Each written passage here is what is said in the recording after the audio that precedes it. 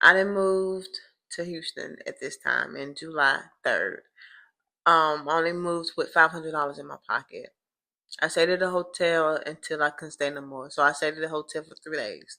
That's how much money that I had left for a hotel. I didn't plan anything. I didn't. No job was lined up. No, nothing was lined up. So, cause I just trust in God, something that I never done before. Okay. Walmart was my best friend. Yes, during this time I was angry. I was mad at God. I was all the above. But I kept moving. I did. I didn't have no choice. I didn't like to be honest with you. I couldn't go back home. What was home? I just left home. Like I knew he didn't want me to be there. I knew I didn't want to be there. So I kept moving forward. At this time, I'm venting to my ex girlfriend at the time, telling her this, that, and the third, whatever. So Walmart was my best friend. Every morning we got up, me and my child, we got up, we went to Walmart. That's what we did. We stayed there for hours all day. Like from I say 8 o'clock, 8:30 that morning to 8:30 that night. That's how long we stayed in Walmart parking lot, whatever. So I was there for like 10 days. I was in the parking lot for 10 days, okay? I moved forward, I got a job, at this ALF. After applying to like probably 30 jobs, I came across this ALF. And the woman, I guess it was a brand new building. They just now opening up. So it was only two residents there. They was looking for aides. I said, okay, all right. So my first day, of course, I had my child, and she was in the car, and I kept going back and forth to the car. So they started to pay attention to, what I was doing. And I guess she was the superhead. I don't know who she was, but she was asking me. She was like, "What's going on?" And I just told her my situation, and she was like, "Bring that baby in here, whatever the case may be." They were very helpful at that time. In the beginning, they was very helpful. They told me I can come in, wash my clothes, sleep, that's just what it would take a shower, whatever the case may be. No problem. I was there Friday, Saturday, and Sunday. Monday came, the CEO came. When the CEO came, she didn't have no words for me. She didn't have no words, whatever the case may be. And then after that, that's when she had her coworker slash buddy to come and talk to me about the hiring process. Something went wrong with the hiring process. So we had to do another hiring process, I guess, paperwork or whatever. And then it was like a quiz test. She was trying to question me on like I didn't know my stuff. Like what? I guess she thought I was like slow or whatever. I don't know what it is. But it was given like tricky. Like they was trying to find some type of excuse. So when she realized that I knew my stuff, because the question was about Alzheimer's and dementia, and I was answering the stuff like nothing. She was looking at me like, "You know this stuff? Duh." Okay. So the man A go back to the CEO of the company, whoever she was, and she instructed me to go into the office. So I go into the office, and that's when she just spilled out the beans. She said, "You still have your job, but for right now, the child can't come with you or whatever. The child's a liability because my baby was 11 at the time. She's a liability." Okay. And then she thought about it, and she was like, "Well, you know what? You are fired. Let this be your last day because you won't be able to obtain the job, whatever the case may be." So she sent me to a supposed to be shelter, but it was a church. So the next day I went to the church, and somebody that was there had a shelter, knew a shelter. I won't say the shelter name or whatever the case may be. I'm boohoo crying. I'm thankful. I've never been to shelter before. The only thing that I knew about a shelter was on movies. Point blank period. And when it come down to me and my child, oh no, I won't play like no. Uh-uh. This what happens when you follow him. So we get to this shelter and they give me a tour. It was a clean place. Nothing wrong with the place. I asked them about, the separation with, how with children and stuff like that. And then that's when they instructed me that me and my baby would have our own room. So we would not be a part of, other things or whatever the case may be. So that was good. I was blessed on that part. I was there from when was it the end of July to all the way to December. I was there all the months. But here's the kicker. I wasn't there just to be there. This is when my faith really got tested. I came across 3 people. 3 people now. I'm thankful. I'm getting tried. My car got messed up. Battery went out on my car. So I had to, it is what it is on that one. But now I'm looking at the CPS lady is knocking on the shelter door. So the manager is like, what's going on? Like, before you enter a shelter, they do background checks, so they know everything is okay with me or whatever the case may be. So they question for concern, like what's the problem, why are you looking for her, whatever the case may be. They notify me. They don't let the person in, but they notify me and they let me know what had happened. And they telling me, look, you gotta leave. And I'm like, how can I leave? I don't have nowhere to go. So at the end of the day, I had to face it.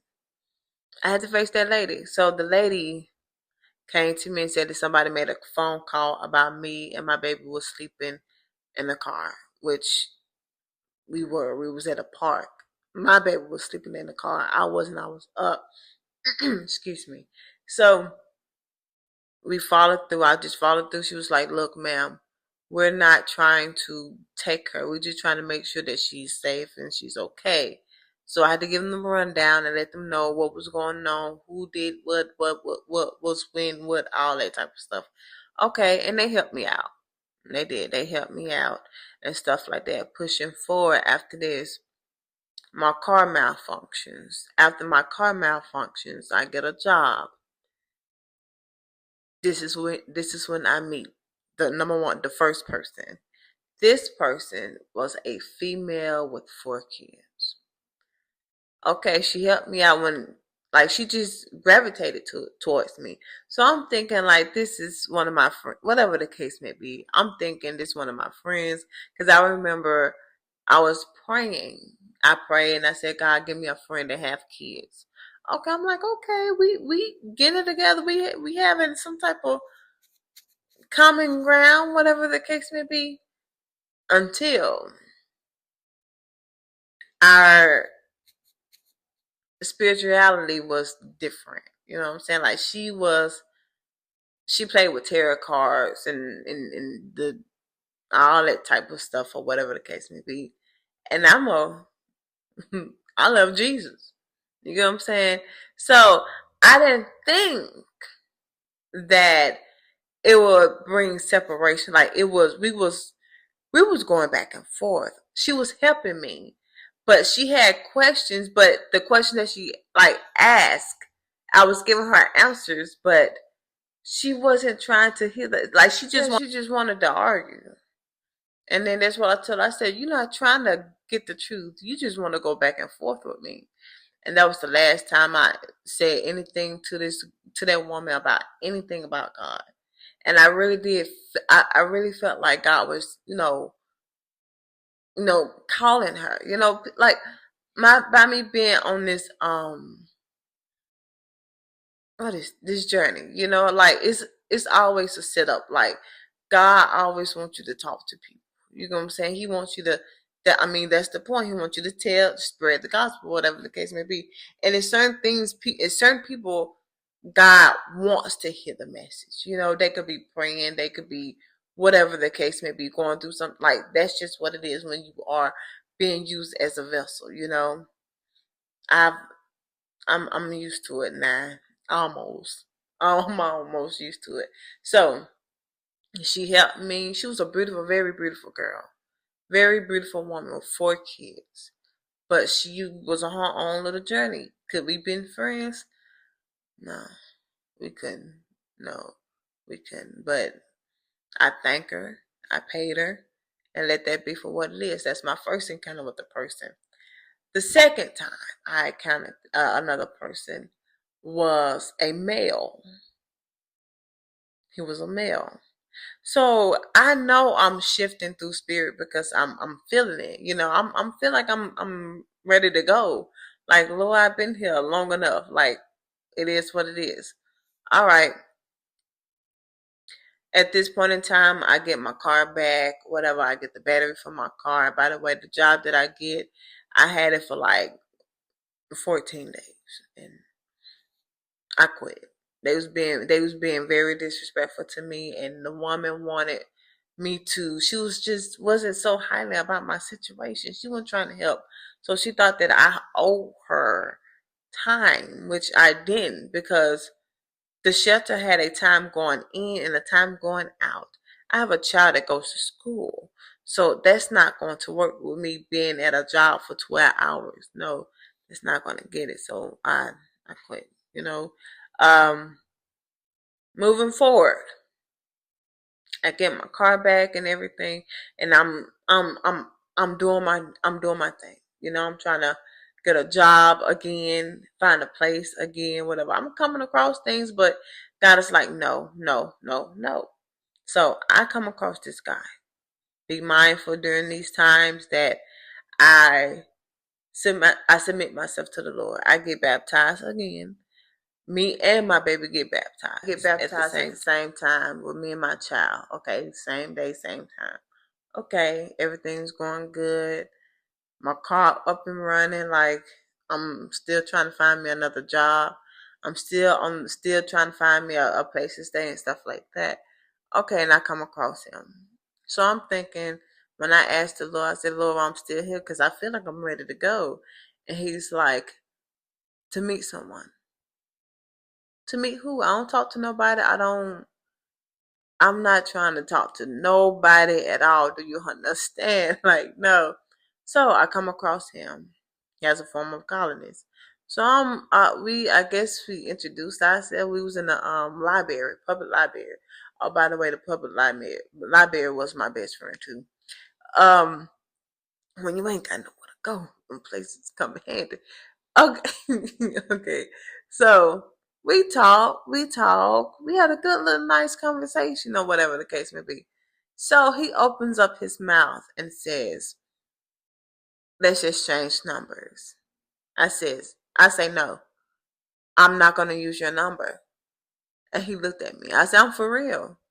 I didn't come here to be buddy buddy and all that type of stuff. We're in a shelter. What are you talking about? No.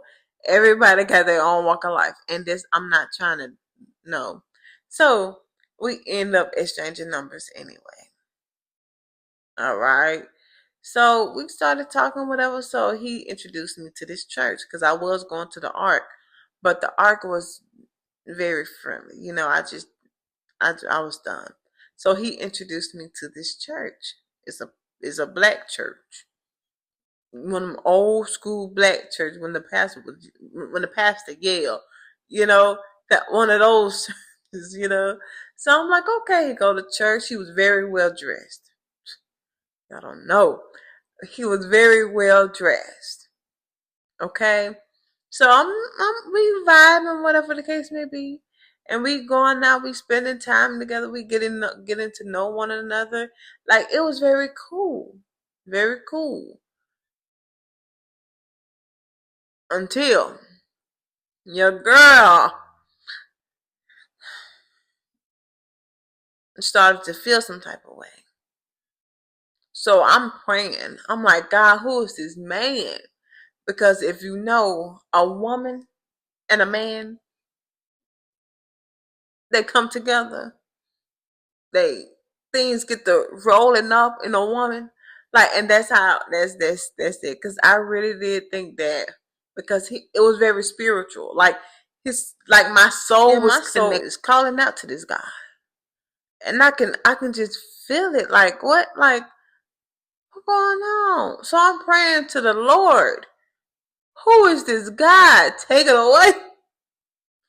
Take the temptation away, because not only the temptation was like the craving of it, baby. These thoughts start to thought, and I said, "What is going on?" Like, what? This is my first time even witnessing this type of stuff. I don't know what's going on. I was on a straight narrow path.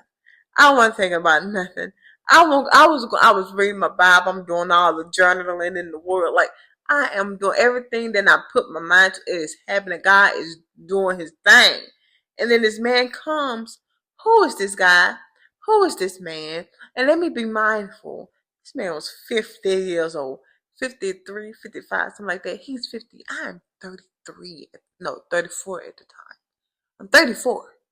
Why am I having feelings over a 50-year-old? Like, I'm just being serious. Why I'm having feelings over my uncle?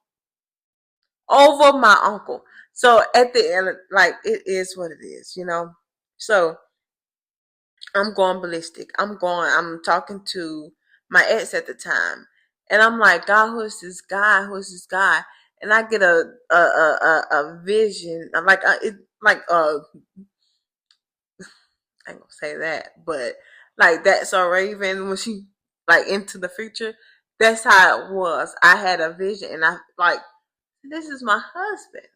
So I'm going ballistic. I'm like what? Nah, this is not this.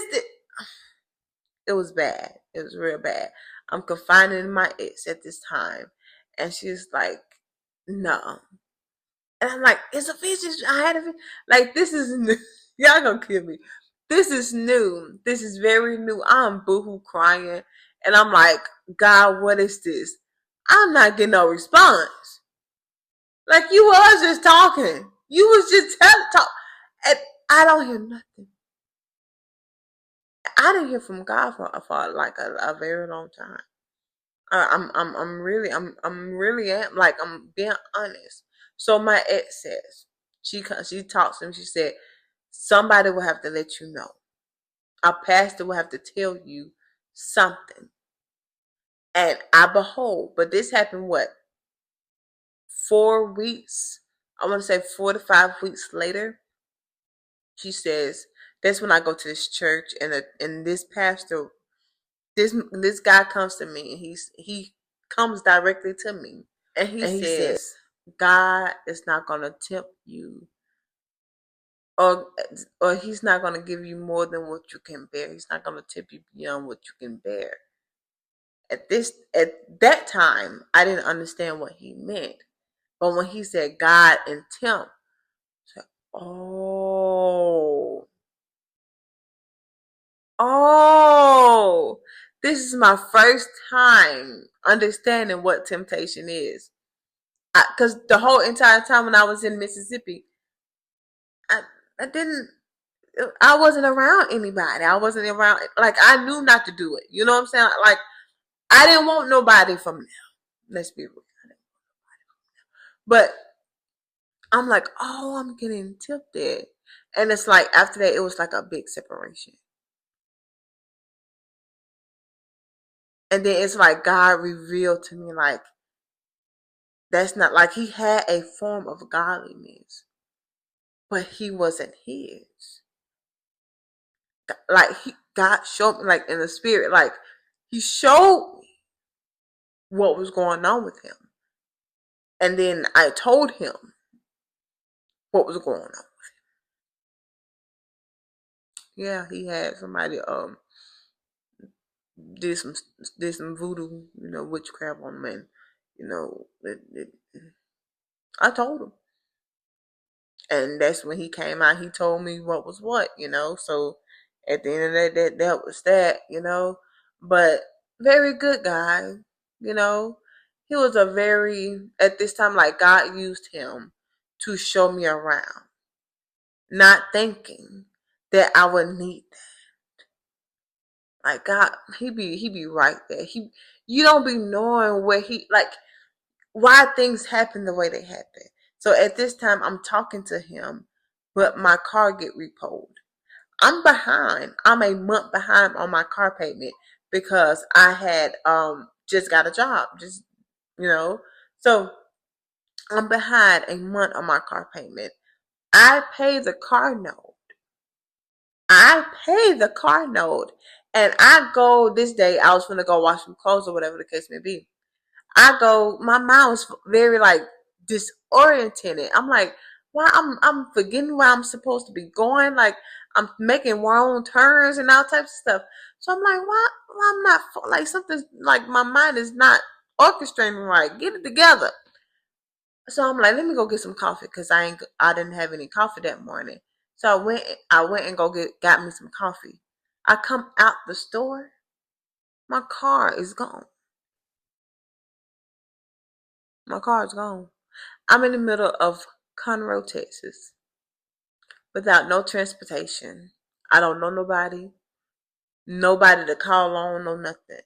So the guy that I was with, I had dropped him off at his doctor's appointment and stuff.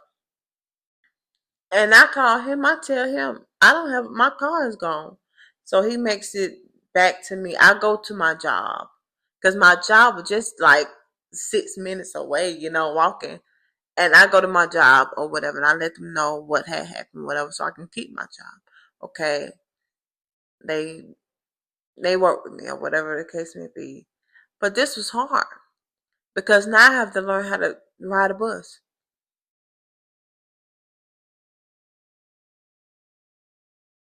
What you mean? I don't know how to ride no bus. I've never rode a bus before, transit, whatever the case may be. I've never rode a bus before. So God used him to give me direction on how to ride a bus. Because what you don't understand is that I'll have to do that by myself. I'm mad.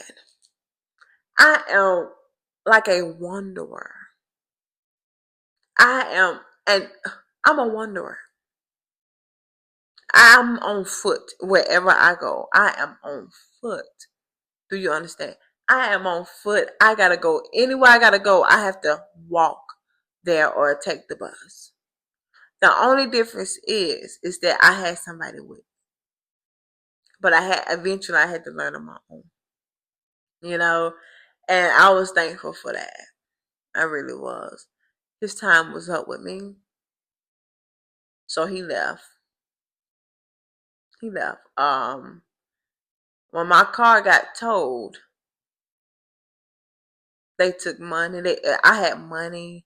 I had all my documents. I had everything in my car because I was staying in my car.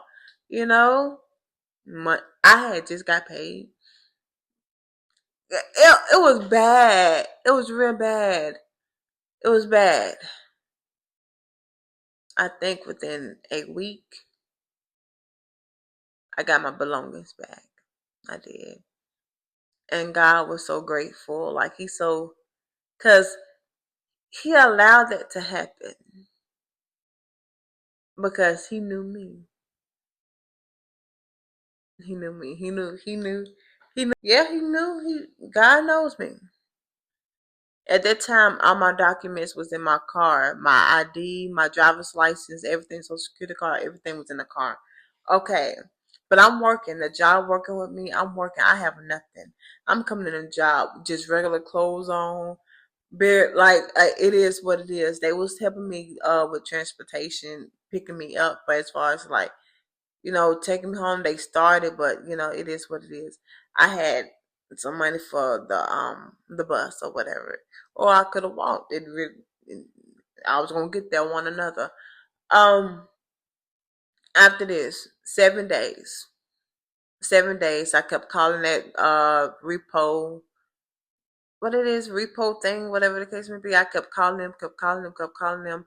They was giving me the rundown. They really was. But eventually they called me back. They said that the people got their car and I can come there and get my stuff. Okay, I went up there and I got my belongings. Do you know them people robbed me? They robbed me. I had just cashed a check. I had money on me. and then I had $300 inside my car because I was gonna save it for God. That's what I really was. I was gonna save it for Him. I'm gonna put it in the church because I was going to church. Excuse me. So they robbed me. They took everything. They took all my stuff. The only thing they didn't take was my information.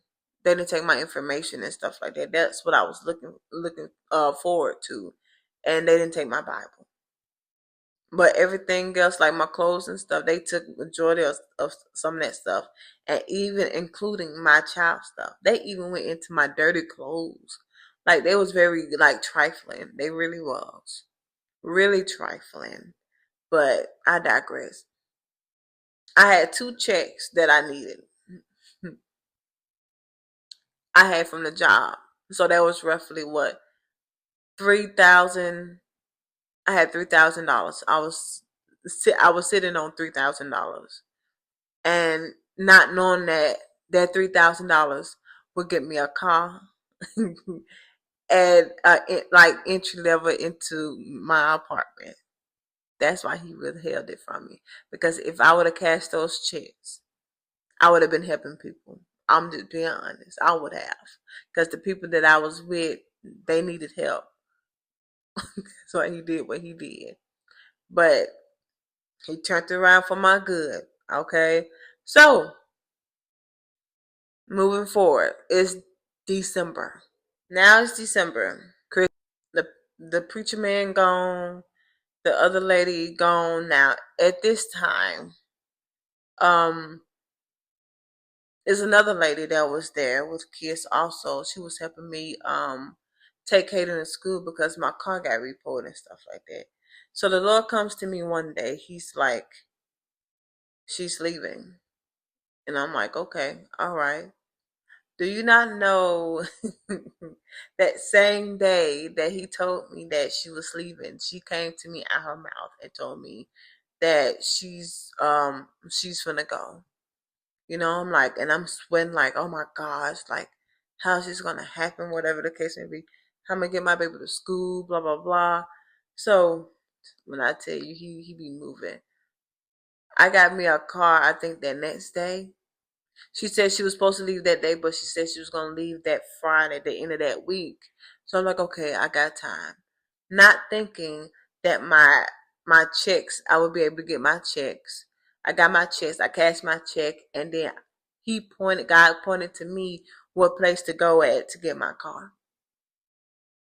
And I got my car. All that money that I had equaled up to everything that I needed. So after this, the woman leaves and stuff. Me and my baby, we good, and I get a date. I get a date from the shelter lady or whatever the case may be, the one that she's supposed to be a counselor, whatever the case, and she gave me my release date. And I was supposed to leave December 21st, and time is crunching. Time is crunching. Now they I wasn't there on the 25th, like during Christmas or whatever the case may be. But at the same time, it was like, Lord, I just want to spend time with my child. Like, I wish that I could be at home, with my child during these holidays, because the only thing she went she went to work with me everywhere. Like that's just something that she did. I'm a single parent. So we at the shelter, and then when we're not at the shelter, she at the job with me. She really ain't having no life, So I'm like, oh, I just hope, that I get a place so I can be here for her for Christmas, okay? They give me the date, 21st, December 21st. I'm going nuts because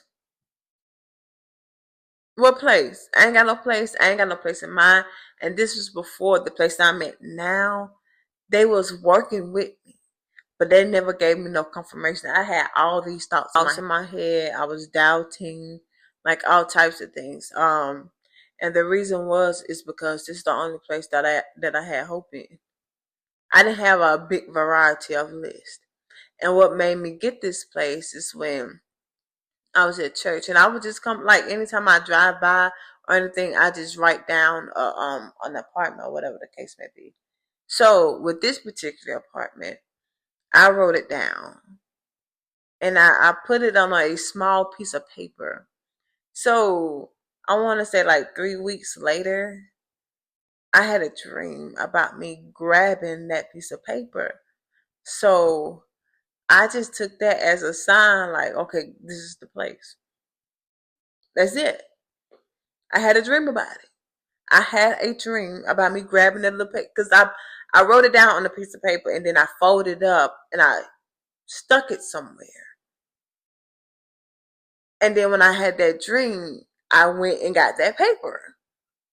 So that's what I did. I went and I got that paper, because it's the only hope that I have. This is it. I just took, okay, God, this is what you want me to do. This is it. So I filled out the application. I went the next day. I filled out the application and let that be for what it is. Did I put in any more applications in for another apartment? Nope. Because if I had a dream about it, I'm hoping and praying that I'm gonna get it, and I got it. I moved in December 13th, 2025, and I'm thinking like, thank God, but that's not it. That's not all. At the job that I was at, it was fire. It was fire. It was fire. Okay. I moved in, but before I moved in, that same week, at the job, I was having heck at that job. I really was. It was a 12-hour shift job. I was having heck. So one of the nurses thought that she can, I guess, overpower me, or she was very belittling. She used to pick and bully on the aides. So she came across me. But this wasn't the first time. This was the third time she came to me. The first 2 times I hushed my mouth. The third time I said something. I didn't feel good about it, but I cussed her out. I did. I cussed her out. Okay, so they fired me.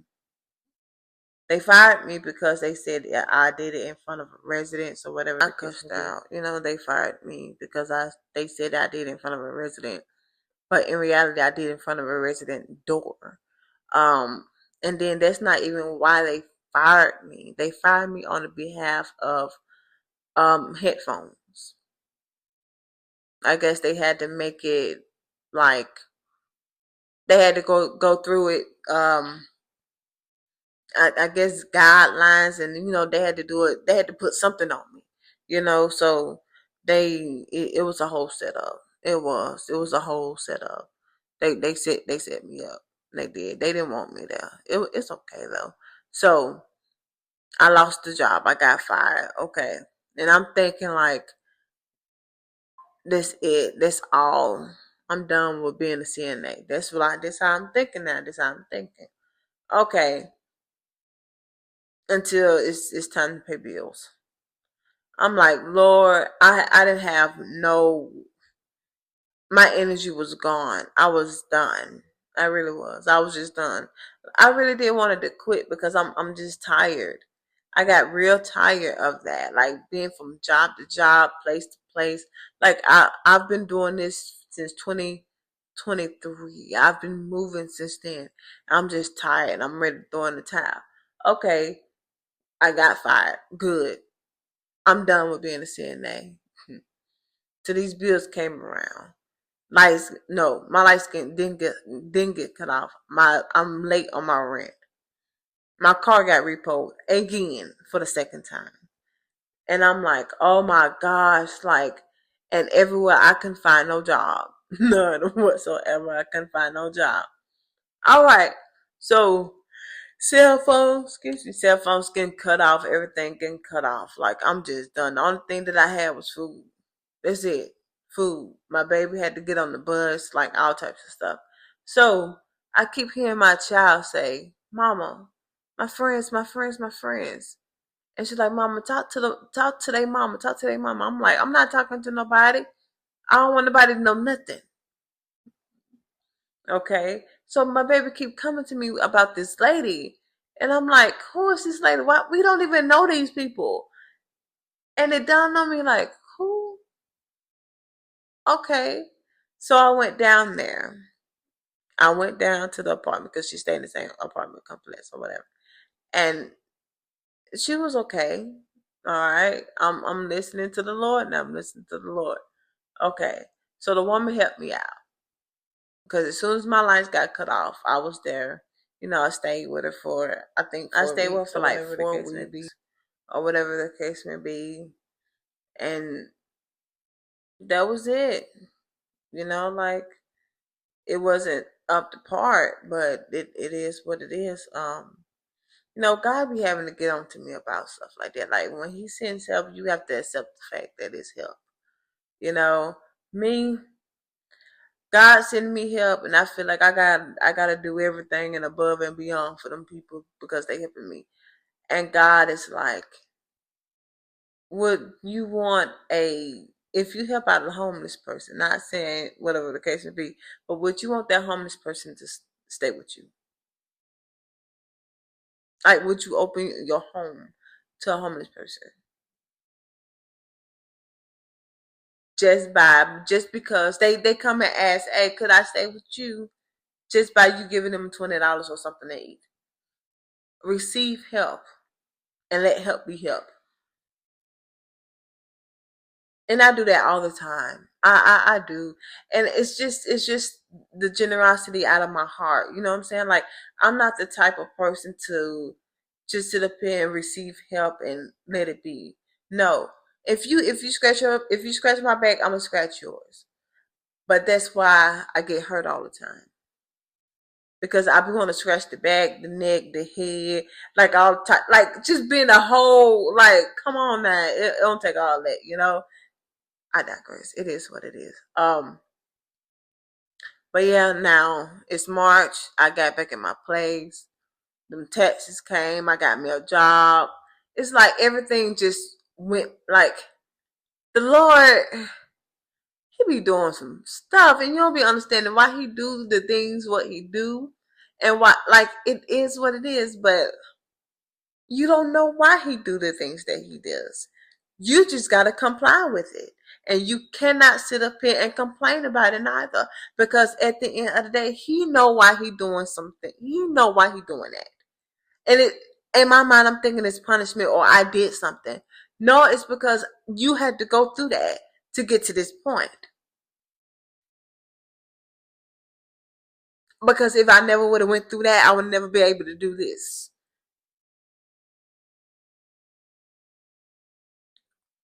So I'm back in my place. I'm back in my place. Lord, thank you. I'm back and I'm on assignment. Now I understand. I understand fully. So I was out in the field, getting prepared to do what I'm about to do. Yeah.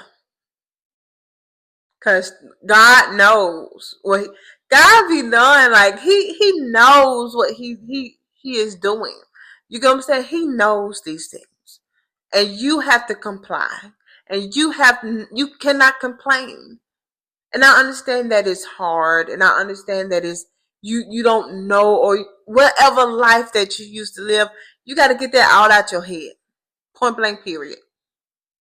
You got to boss up. Like real talk. You have to persevere, and you have to do all types of things because at the end of the day, the only thing that you can do is believe and know the word. Like that's it. Know the word. This is not it for me. You're gonna see a lot of me. You are, because it's something that's at hand. Because He took Courtney. I was a orphan and I had a mother. I was an orphan and I was around siblings. I was around nieces and nephews. I was around cousins, aunts and uncles. I was around everybody but yet. Like That didn't matter. I was literally just my own person. Nobody could tell me anything, and look at God. This ain't nothing. I'm not even done. He ain't done with me yet.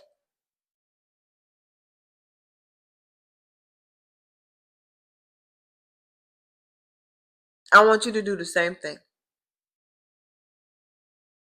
I want you to follow him.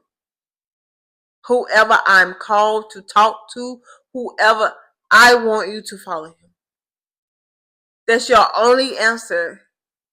Don't you, like, just think about it. God has always been the answer because he's the only answer.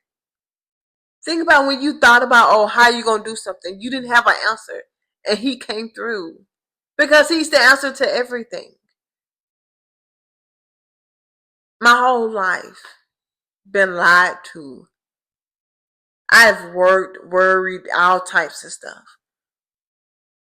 Now I have no worry. Yeah, I work, but I have no worry. I may complain a little bit, but at the same time, I know him. Follow him. Peace.